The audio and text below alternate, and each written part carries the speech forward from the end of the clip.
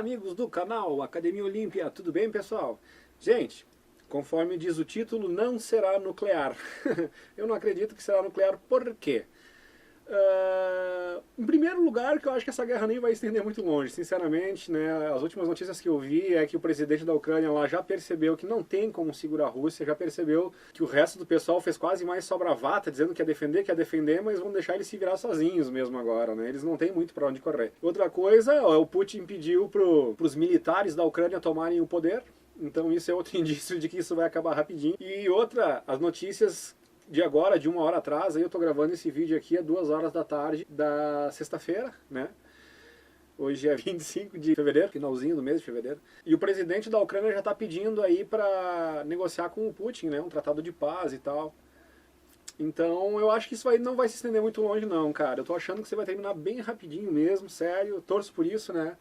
Antes de rolar um monte de problema econômico, eu acho que isso vai se resolver rapidinho lá e tal. E acredito que foi positiva essa intervenção por causa que no meu entendimento, na minha leitura dos fatos, na verdade o Putin está lutando contra a nova ordem mundial, ok? Mas isso é só a minha opinião. Mas independente de qualquer coisa, agora vamos voltar ao título do vídeo, que é Não Vai Ser Nuclear, porque, cara, assim, ó, já teve vários indícios de que eles não vão deixar acontecer o que aconteceu com Hiroshima e Nagasaki novamente. O pessoal rolou aquela vez lá a bomba atômica lá, né? Mas o estrago foi muito grande e, de certa forma, até desproporcional, mas enfim, né? É uma das lástimas que ficaram na história aí pra gente aprender, mas parece que tem gente que não aprende ainda, né? Mas enfim, eu acredito então que, baseado em 2 vídeos que eu vou mostrar pra vocês, aliás, eu postei aí há 2, 3 dias atrás, que é o caso do míssil Big Sur, que eles lançaram esse míssil, né, que ele foi, no caso, ele foi interceptado, é a palavra certa, né, ele foi interceptado por um disco voador, as imagens são muito claras, né, interessante, vou botar aqui pra vocês verem, ó, e depois vocês podem assistir o vídeo na íntegra toda lá, né.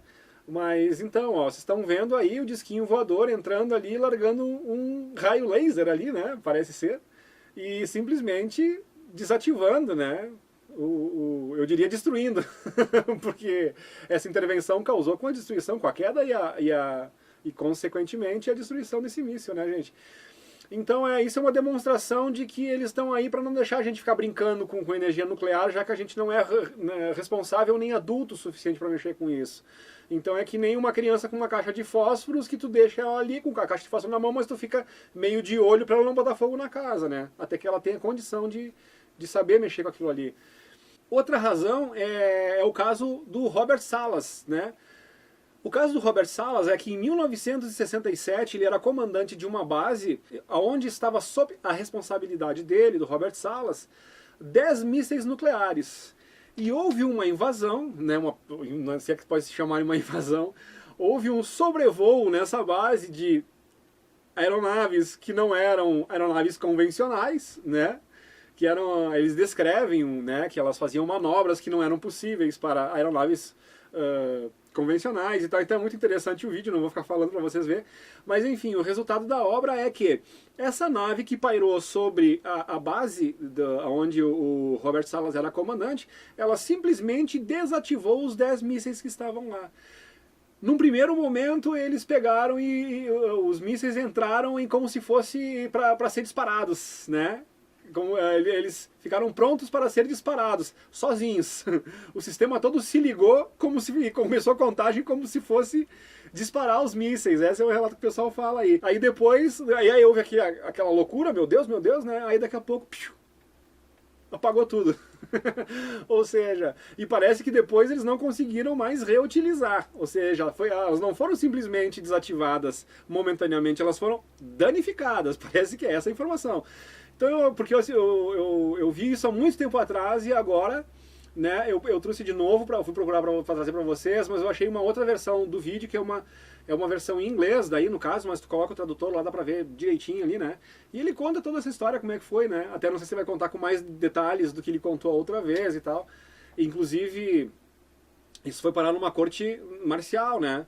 E eu me lembro que quando eu trouxe essa história pro canal, eu trouxe até para respaldar o depoimento oficial, assim, eu trouxe essa questão justamente do depoimento que Robert Salas dá numa corte marcial, dizendo, gente, corte marcial não é brincadeira, né? Tá? Então, por essas duas razões, aí mostra lá a intervenção, os caras não vão deixar de novo. E aí, por que não vão deixar, Luciano? Se eles deixarem alguma coisa acontecer, vai ser muito localizada, seria muito localizada, mas eu vou contar uma história para vocês que vocês vão entender a analogia. Quando eu era criança, eu tinha 5 anos de idade, nós fomos pela primeira vez para a praia. E aí quando nós estávamos na praia, minha mãe lá tava querendo relaxar, né? Tava numa turma lá, né? Só que eu não deixava elas relaxarem por causa que eles tinham que ficar cuidando o tempo todo, né? Aquela pestinha que não queria fazer outra coisa que não correr para dentro do mar. E eles estavam preocupados, porque eu não sabia nadar, eu tinha 5 anos de idade, e era a primeira vez que eu estava vendo o mar na minha vida. O que eles fizeram? Vendo que não, falar, Luciano, o mar é perigoso, eu com 5 anos de idade, hiperativo, cara, não ia ser o suficiente. O que eles fizeram? Eles fizeram um grupo de forma que eu não percebessem, né? Eles fizeram um grupo grande, assim, uma roda grande no mar ali, né? E me deixaram meio que, digamos assim, à vontade, como se eu não percebi que eu estava sendo observado, mas eu estava sendo observado.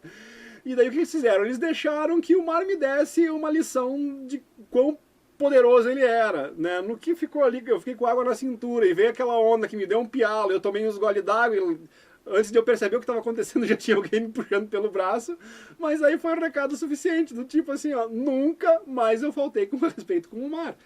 Então, eu acho que foi uma lição bem interessante. Então, se, né, essas mesmas forças que vocês viram, tanto destruindo Big Sur, como desativando os mísseis da base comandada pelo Robert Salas, gente, forças que fazem esse tipo de coisa não podem ser forças do mal. Vocês concordam comigo? Concordam comigo? Né, tá evidente, né, que a gente dizendo, cara, vocês são infantis, vocês estão fazendo besteira, né? Então vamos se ligar, né? Eles têm todo o potencial que eles mostraram que tem, a tecnologia infinitamente superior para chegar ali e desativar tudo. E alguns ainda têm medo que eles vêm para invadir a Terra ou coisa assim. Gente, se eles quisessem invadir a Terra, essa é uma prova de que eles já teriam invadido há muito tempo, que nós não temos uma arma para se defender deles. E, no entanto, eles não querem atacar a gente, eles querem desativar as nossas armas porque nós próprios não sabemos lidar com a própria tecnologia que a gente tem. Né? A gente atingiu a tecnologia nuclear antes de atingir a maturidade. Isso é muito perigoso. E aí entra uma outra coisa, onde é que a gente linka tudo isso aí. Mas, Luciano, mas então por que eles estão vindo intervir aqui? Então, só voltando ao exemplo de antes, então, se em relação ao mar. Então, o que pode acontecer é eles deixar alguma pequena coisa isolada, né? Como aconteceu em Hiroshima e Nagasaki ainda, mas acredito que não vão deixar se repetir, por causa que, na minha opinião, a lição já está dada e a gente aprendeu o que tinha que aprender. Então agora eles vão evitar mesmo. Mas se deixassem, seria num motivo educativo, do tipo, vocês querem brincar com fogo? Então eu vou deixar vocês se queimar um pouquinho aqui para vocês verem, né, de novo, que não é o caminho certo a ser seguido. Mas enfim, eu não creio que eles vão deixar acontecer, ok? Então agora, e por que eles não vão deixar acontecer? Por causa que, quando eu entrevistei o Ademar Gevaer aqui, ele usou um exemplo, né, que embora hoje o veja como um desinformante, mas muitas das coisas que ele disse, tem sentido. E uma das coisas que ele falou em relação a isso, que aliás nós abordamos esse assunto do Robert Salas naquela ocasião, e ele usou o seguinte exemplo: Luciano, eu compro um apartamento, primeiro andar de um prédio. Esse apartamento é meu, lá dentro eu faço o que eu quiser. Agora, será que eu posso botar fogo nas cortinas do prédio? Será que eu posso incendiar o apartamento lá embaixo? O apartamento é meu. Mas o problema é que, né, que se tu tocar fogo no teu apartamento, tu vai prejudicar todos os outros moradores do prédio. Ou seja, essa é uma excelente maneira de nós entender. Só que aí as pessoas que... Aí vem aquela outra questão. As pessoas acham que nós estamos numa bolinha, preso aqui, coisa e tal. E aí eles alegam, né, esses que estão destruindo essa tecnologia nuclear, eles alegam que essas explosões nucleares afetam todo o sistema Terra, todo o nosso sistema solar. E aí, então, o próprio Geva falou isso aqui, né, quando ele usou o exemplo do Botafogo no primeiro apartamento ali e tu vai prejudicar todos os outros, mas aí ele falou que os caras disseram que as explosões nucleares afetaram todo o sistema solar.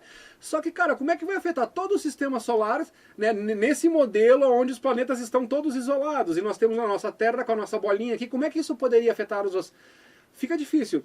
Agora, se tu pensar nesse novo modelo que está sendo proposto, que na verdade é a realidade, e aí as coisas começam a fazer sentido, por isso que eu acho muito importante cruzar as informações. Se tu imaginar o planeta num novo formato, que não é a pizza que alguns falam, não é uma pizza, não, tem uma superfície mais plana, com as convexidades dos continentes, as águas são planas, normal. E aí, além da nossa borda, onde a gente, o que nós conhecemos como Polo Sul, que na verdade seriam como se fossem as bordas dessa superfície, né, independente de como seja o formato da parte de baixo. Então eu sempre gosto de usar o exemplo de um long play, um LP. Lembra, temos bolachão, os LP? Né, tu tem o selo do disco, que é aquela partezinha no meio, e depois tu tem as faixas onde estão as músicas. Então eu acho que é uma boa analogia para isso, porque a gente está vivendo aqui nesse centro onde onde fosse o selo do disco, o miolinho. Aí a borda antártica seria aqui a divisão entre o selo e a última faixa do disco, né? Aí tem os outros anéis todos, né, que são 9 anéis.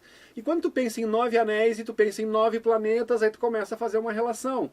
Então, na verdade, o que eles chamam de Marte, Júpiter, são outras localidades aqui do sistema Terra, e não planetas distantes como eles colocam lá, que dizem que são visíveis e tal.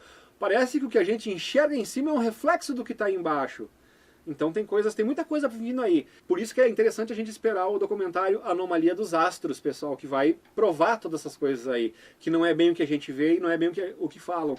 Então, voltando à questão nuclear, gente, não é muito mais simples de entender que tudo está num sistema Terra. O que a gente conhece como o nosso mundo, como o nosso globo, seria essa primeira esfera, esse primeiro anel, esse círculo, né, o centro, que é onde a gente vive. Aí depois vem as faixas. E se essas faixas seriam onde estão esses lugares, que seriam os outros planetas, por 9 faixas, 9 planetas, tudo a ver, né? E tudo dentro de um mesmo sistema Terra, como é proposto pelo pessoal do Dáquila, né? Que essa é a verdade passada pelos nossos colegas alienígenas, que vêm, que sabem como é o formato da Terra, porque eles veem ela lá de fora. A gente não consegue ver isso, né? Por isso que eles são extraterrestres. Eles sabem qual é o formato da Terra. Só que eles não disseram para nós, ó, é assim. Eles disseram, vai lá, faz o teste, vocês vão perceber que as águas são planas. Vocês vão ver pelos testes que vocês vão fazer de raio laser, de onda, de GPS geodésico, vocês vão perceber que não existe curvatura e que mentiram para vocês. Aí o pessoal do Dáquila foi lá, né, ainda que duvidando, foram lá, fizeram os experimentos, já falei milhares de vezes aqui no canal, e chegaram a essa conclusão. Ficaram estupefatos, ficaram chocados, mas constataram uma realidade. Fazer o quê? Vamos se acostumar com a nova realidade. O paradigma antigo foi quebrado, foi destruído, a Terra não é um globo, fazer o quê? Chorar? Espernear? Cara, constatar uma verdade, tentar contar pro mundo, tarefa essa, difícil pra cacete, falando sério, né? Então é tudo isso, pessoal. Os outros elos, sendo os outros planetas, começa a justificar até o que o Gevaer falou aqui.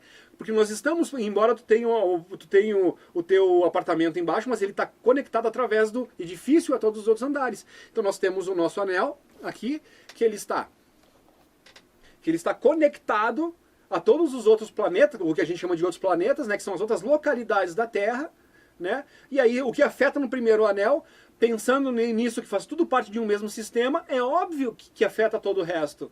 Então a gente começa a ter uma compreensão mais clara, as coisas começam a fazer sentido. O cruzamento de informações. Tá, pessoal? Então essa seria a mensagem que eu queria deixar hoje, né? A reflexão de hoje aí, para vocês tirarem suas próprias conclusões. E de qualquer forma, vamos ficar felizes, vão adiante aí, pessoal, não vamos botar muita energia negativa em cima disso que está acontecendo na Ucrânia lá, até porque eu acredito que é questão de dias, sério, isso aí vai ser colocado um ponto final em cima disso, e eu acho que coisas muito boas estão vindo nos periféricos aí. Só que a gente tem que ficar atento a essas notícias boas, porque tu não vai vê-las na tua mídia tradicional aí. Falou, galera? Valeu!